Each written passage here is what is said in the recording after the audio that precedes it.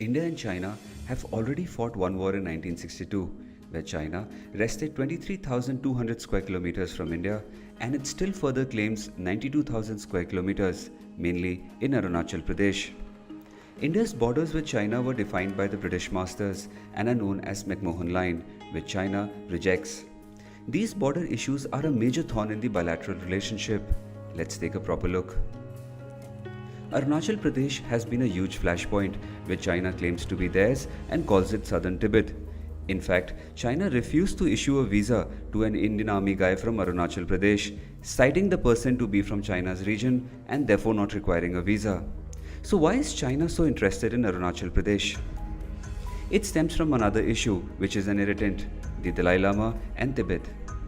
Till 2011, Dalai Lama was the political head of the Tibetan government in exile in Dharamshala, India, along with being the spiritual leader.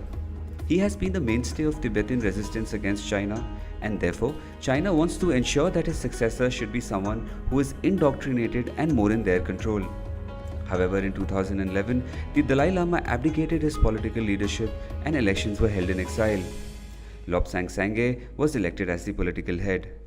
Therefore, even if China names another Dalai Lama, he will only hold religious authority and not a political one.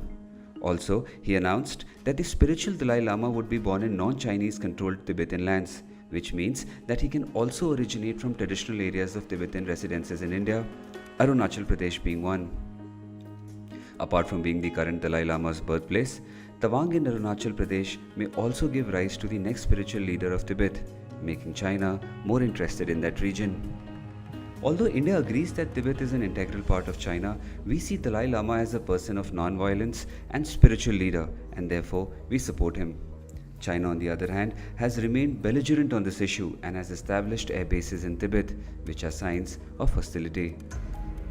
This hostility towards India arises due to geopolitical competitiveness. After the end of the Cold War, it could either view India as a partner, wherein China, India and Russia would come together as an alternate pole to US dominance in the region, or it could view India as a potential adversary to its aspirations. It chose to view it as the latter, and the closeness of India and US made it to view India as being used by the US as an instrument of containment in the Asian region. Therefore, despite the fact that China has solved border issues with other countries such as Russia and Vietnam, it is not doing it with India. It is in no hurry to resolve issues and rather wants to keep India on its toes and keep guessing. China also refuses to allow our entry in the P5 and wants to marginalize India and reduce it to a sub-regional power. Also, it continuously supports Pakistan in international forums on issues against India. China has a strong dash of national chauvinism associated with them, whereas India is more about non-violence and spiritual teachings, which have a more universal appeal.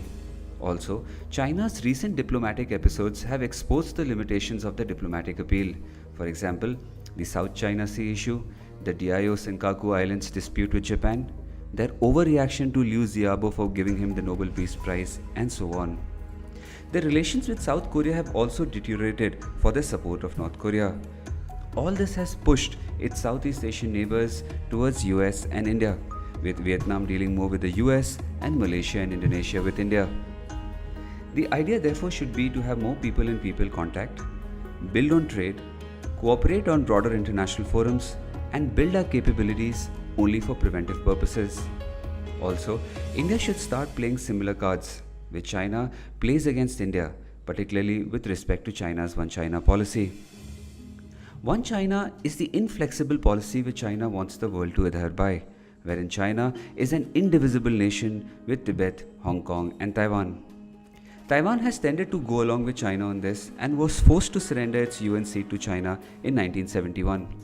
However, Taiwan has not been ruled from the mainland since 1949 and for all practical purposes is a separate country. But it is recognized only by 23 of the 193 UN countries. Others deal with it by subterfuge in the garb of trade relations. If you deal with them on a state-to-state level, China goes ballistic. We should deal more and more with Taiwan with the investment possibilities possible, wherein we can attract investment, promote scientific exchange and education. While China meddles with Arunachal Pradesh, we should start meddling with Taiwan.